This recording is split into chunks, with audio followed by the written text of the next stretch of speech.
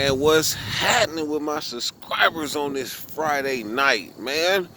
Y'all don't know what I've been through, man. That Tennessee stuff, man. Put it like this: when I got to Tennessee, man, ran my codes on my Durango, that one right there. Man, I had like 4 codes. I got to tinkering with shit. Next thing you know, I had 5. Then I tinkered with some more shit. I had 23 codes.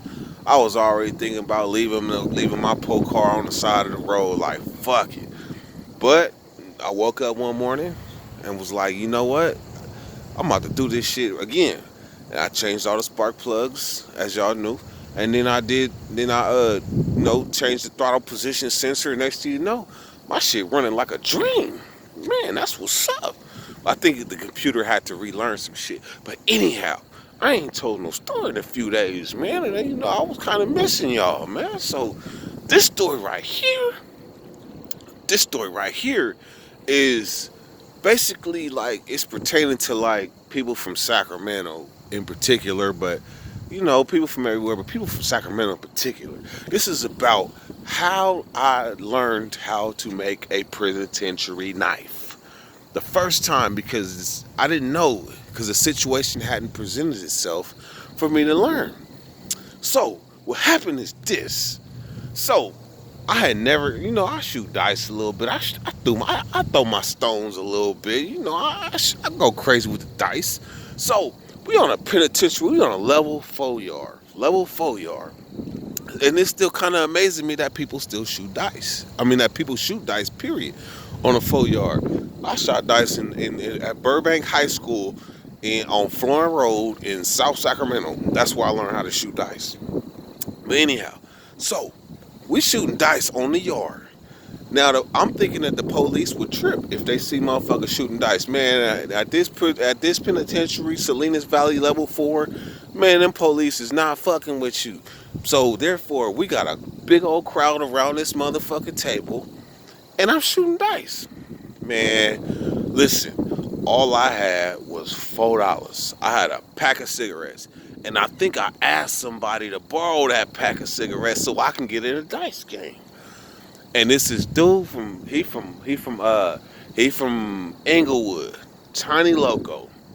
Later down the line, I learned about politics and how bloods and sack bloods and how we all function together. But at this time, Tiny Loco, he hitting everybody at the dice table. So I get my little pack of Camels. Back then, pack of Camels was like $4. Man, I get in a dice game, I start licking. Bam! I'm hitting. I hit everybody at the table with this $4 pack of humps. I got everybody money except for Tiny Loco. So it's me and Tiny Loco left, and we shooting dice. Bam, bam. He ain't even getting in, man. I'm telling you, I'm backdooring fours, talking shit. I'm hitting. I can't fall off. I can't miss a point. So I guess in the midst of all this, Tiny Loco getting mad because the homie G was like, "Hey man, hey Dirk, come on man, let's go." So I'm 18 years old. I'm a young nigga. G, he from Old Park. He older. I mean, he like a big bruh. Cause I'm learning politics in prison. Everything between like my hood, Del Paso Heights, and Old Park. When you hit the pen, that shit is out. That shit is out. We all 916. So therefore, G like, man, dice game over because it's starting to get hostile. Cause they mad because I'm a young, ain't even got hair on my face, and I'm hitting the dice game. So the homie G like, man, we up out of here, man. This one right here. So look, Tiny Loco.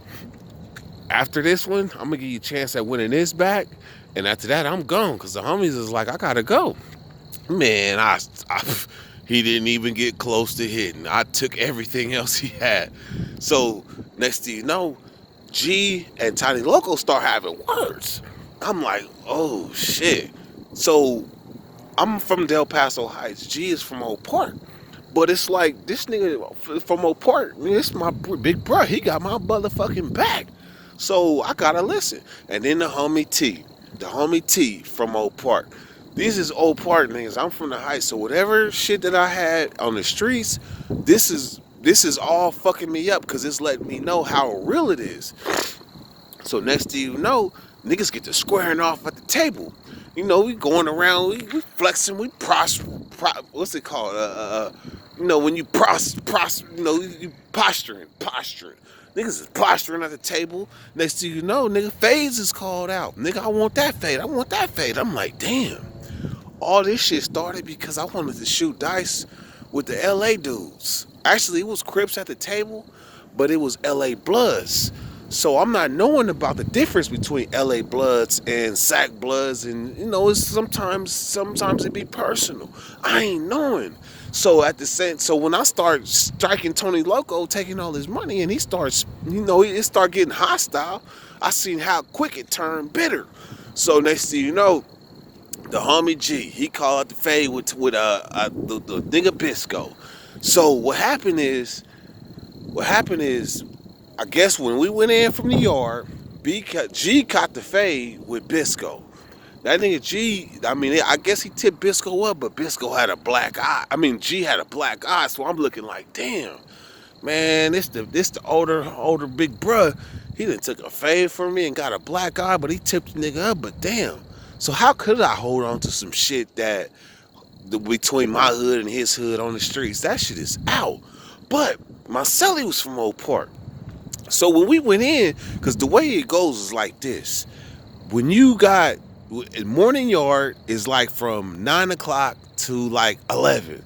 Then you go in from 11 to like 12:30, 12:45. Then you come back out. So in the process of going in the yard, going in at the little 11 o'clock, you know, inline or whatever, my celly, he was an emotional motherfucking wreck. I ain't gonna say his name, but emotional motherfucking wreck. This nigga, he taking it from a 0 to 100. I'm not understanding. All this shit is behind me shooting dice.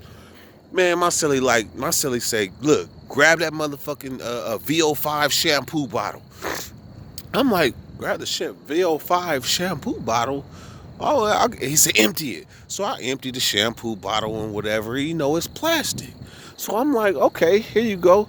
So he takes the sheet and he wraps it around his hand. You know, he wraps it around, but he making strips out the sheet. So when he wraps the sheet around his fingers, like I only got one hand. When he wraps it around his fingers, it looks like a little bun, it looks like literally looks like a little cinnabon, but with a piece of sheet sticking out the middle. That's called a bomb. A bomb. So when you light your bomb, it gives you a flame that keeps on continuously burning. So he making a bomb. When I give him the motherfucking shampoo bottle, he takes the shampoo bottle and holds it over the bomb. Next thing you know, that shit start melting, turning black. So when it start turning black, he start to forming it and shit. I'm like, ooh. I'm like, damn, this shit is melting. This is like real life plastic turning into wow. Next thing you know, he start rolling it on the ground, rolling it. He got gloves on. He rolling it and he melting the tip. He melting the tip and he rolling it. I'm like, damn, this shit went from a VO5 bottle. Now it look like a little black stick. So I'm like, ooh. So he like, yeah, watch this shit. So then he take the razor blade and he start carving the tip. Next thing you know, this thing went from a VO5 bottle to a black turd. Looked like a knife. It was a round. It looked like basically it was a knife. It was a turd.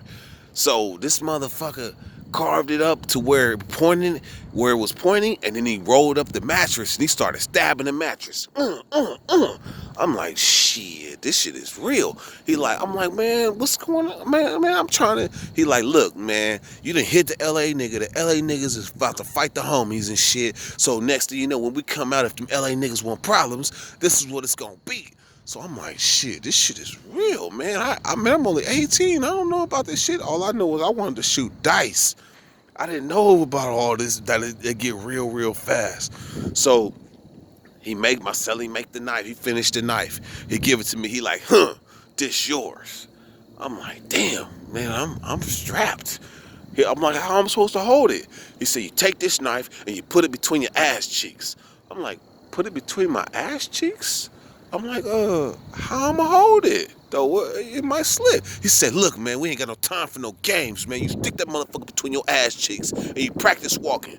So I put it between my ass cheeks and I started practice walking from the door to the dresser.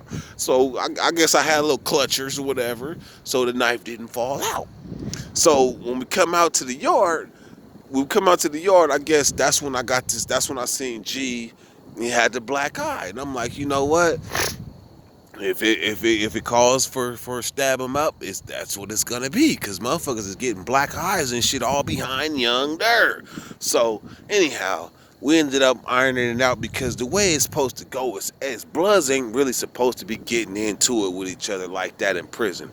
You got L.A. Bloods, and you got Sacramento Bloods, you got Fresno Bloods, you got San Jose Bloods, you got Stockton Bloods. They all function different, but the main ones is Sacramento Bloods that represent the up north Bloods, and then you got the down south Bloods. They represented by a whole bunch of different Bloods. But we ain't supposed to be getting into it with each other when it's a bigger enemy at hand. So that's how I learned how to make knives in prison. That was the first knife. That was out of VO5 bottle, melting plastic. Yeah, dirty weather. Gone. Shouts out Tony Loco. Shouts out G. Shouts out T from Old Park. Shouts out the homies Marcelli. I ain't gonna say his name, but shouts out to y'all. Dirty weather. Gone.